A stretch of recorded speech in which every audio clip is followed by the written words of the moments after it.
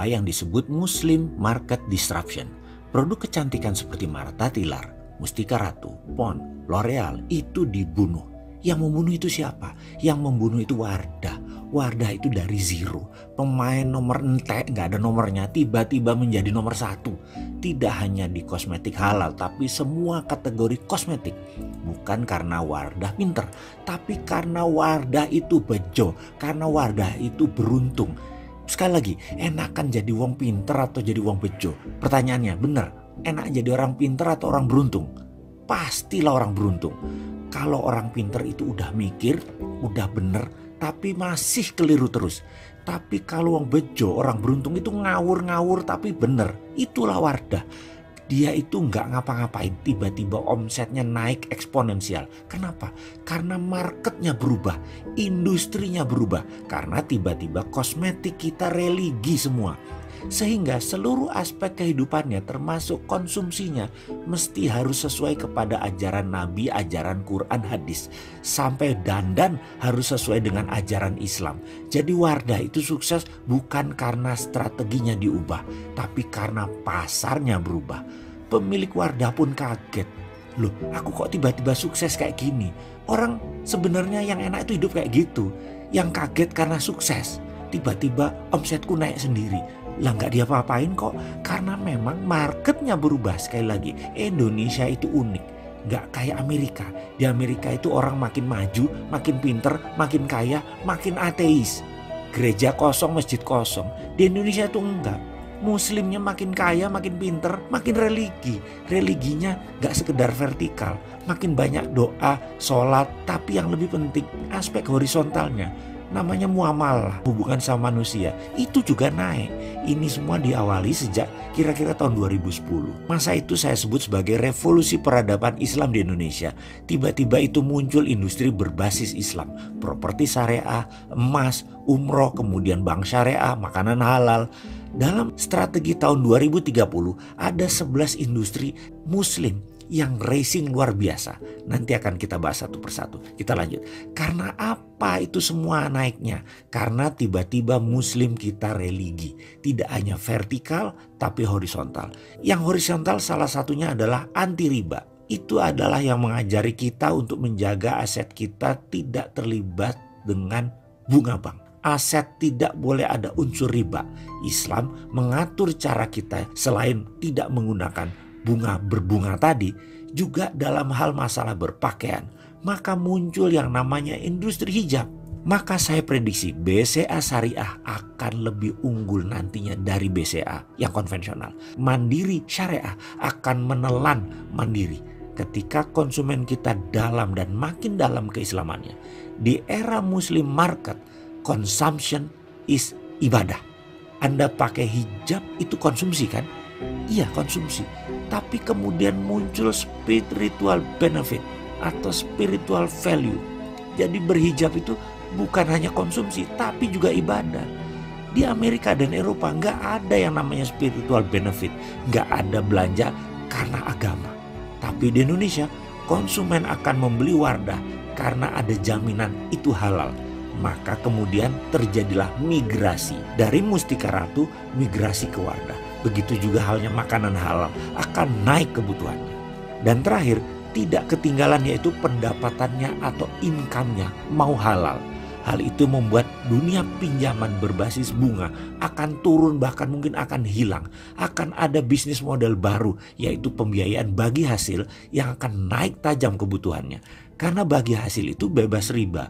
Peristiwa income-nya mau halal ini akan membuat banyak model bisnis baru dan akan menelan atau menumbangkan banyak bisnis berbasis pinjaman bunga. Jadi 3 hal ini adalah pemikirannya kaum milenial. Kencangnya dunia digital dan naiknya middle class muslim religius akan membunuh perusahaan industri bergaya lama. Pertanyaannya sekarang adalah Anda masuk yang dibunuh atau yang membunuh? Jadi mulai berpikir agar tidak dibunuh oleh digital, tidak dibunuh oleh milenial, sama kita tidak dibunuh oleh konsumen muslim. Kita harus berubah. 5 tahun ke depan atau bahkan 10 tahun ke depan ini akan menjadi market big wave-nya di Indonesia. Yang terakhir adalah tidak ada di dunia manapun, yaitu pasar semakin spiritual. Di Eropa tidak ada, di Amerika tidak ada. Tidak ada yang namanya spiritual benefit, hanya ada di Indonesia. Dan Anda harus kenal dan Anda harus tahu memanfaatkan spiritual benefit ini untuk kemanfaatan manusia yang banyak dan produk Anda.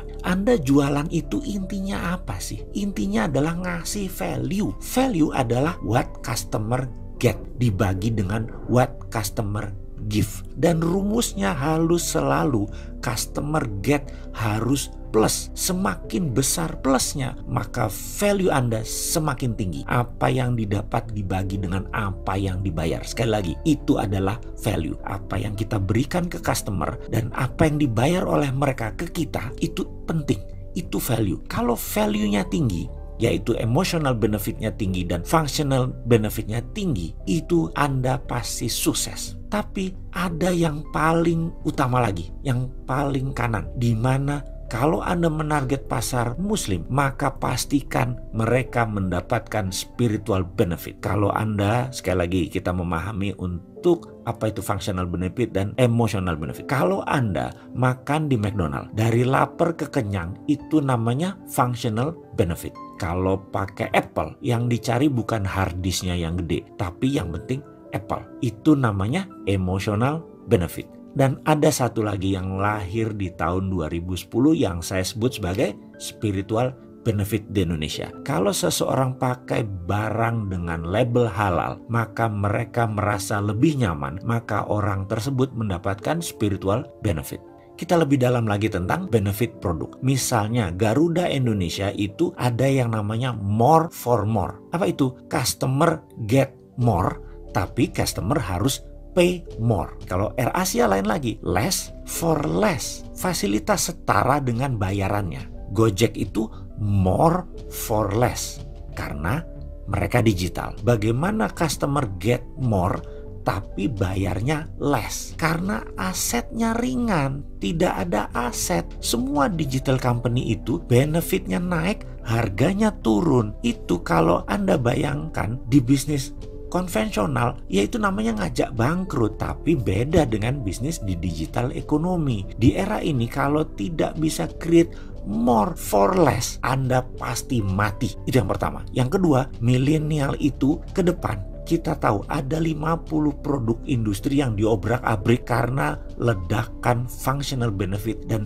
emotional benefit ditambah spiritual benefit. Kita akan rinci segera apa itu produk-produk nanti yang dimana Anda dari sekarang sampai 2030 harus tahu dan jangan sentuh itu karena bahaya Anda bisnisnya. Tapi sekali lagi, kalau ada yang mati 50 produk, percaya saya ada ratusan produk baru yang akan muncul dan mungkin saat ini belum ada, dan itu harus dihadirkan oleh Anda. Kira-kira semua itu persamaannya apa? Apa yang diserang? Yang diserang value-nya Anda. Di milenial itu bagaimana emotional benefit dan functional benefit itu diobrak-abrik, lalu ditambah dengan muslim disruption, akan muncul produk baru. Fenomena yang kompleks seperti ini saya coba sederhanakan, yaitu kita kasih kacamata yang lebih tinggi lagi. Kita saat ini ada di tikungan, di masa-masa yang tidak enak. Diramalkan tahun 2020 akan terjadi resesi. Penyebabnya adalah sekarang dunia dikuasai oleh dua raksasa. Yang lama yaitu Amerika, karena nggak legowo dengan Cina yang ingin menguasai dunia. Jadi nanti nggak ada lagi yang namanya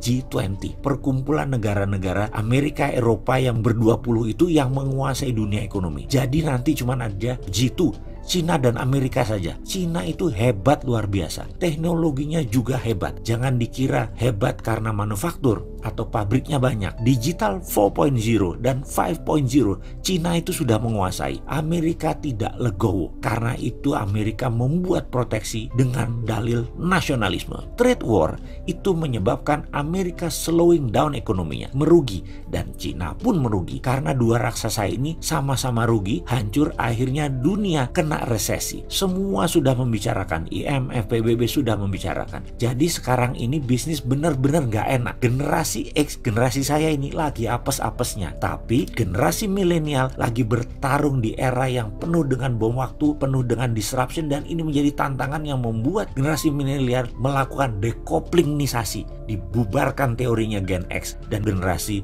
baby boomers. Sekali lagi, generasi milenial adalah generasi petarung yang akan merubah permainan sehingga generasi Z setelahnya akan menjadi berjalan mulus, bukan karena pemikiran generasi X, tapi karena Anda generasi milenial lah yang melakukan perubahan tersebut. Kondisi chaotic sudah tidak usah dipikirkan. Makanya Anda, generasi milenial, lakukan hal drunken master kalau perlu. Mabuklah semabuk-mabuknya. Ini saatnya menyalip, ini saatnya gila. Gojek itu tidak akan bisa menyalip Indofood, tidak akan bisa menyalip Garuda kalau di lintasan lurus, kalau di jalan normal. Begitu juga Anda saat ini. Kalau Anda bermimpi ingin jadi sukses konglomerat dan menguasai pasar dari sekarang hingga tahun 2030, ini saatnya kalian menyalip di tikungan. Saat chaos dan ricuh saat ini, inilah waktu disrupsi, waktu yang tepat, waktu yang kacau dan chaotic merupakan kesempatan bagi yang kecil untuk menjadi besar.